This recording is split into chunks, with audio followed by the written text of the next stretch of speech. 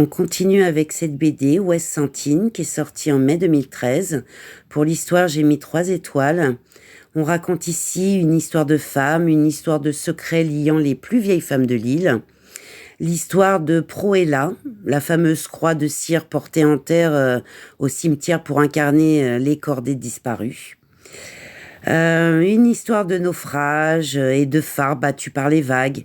Et en guise de décor, les paysages de Landes seulement peuplés de moutons.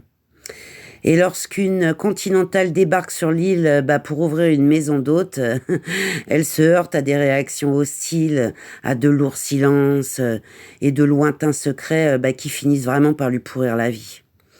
Et puis un jour, survient un suicide étrange, celui de Marie, une femme trop vieille pour ne pas attendre paisiblement la mort.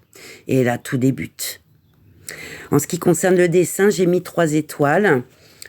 On est sur des traits plutôt fins, je trouve, semi-réalistes, surtout pour les visages. Voilà. Et, enfin, c'est mon avis, je trouve plutôt des belles couleurs. Ça met le tout plutôt en avant, je trouve. En ce qui concerne le prix, j'ai hésité en fait entre 2 et 3 étoiles. On est sur 18,50 neuf et moins de 10 € en occasion. Donc c'est pas mal.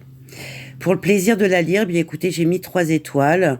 On est sur une lecture plutôt intéressante pour la découverte d'une communauté insulaire qui tente tant bien que mal de se préserver du nivellement du tourisme.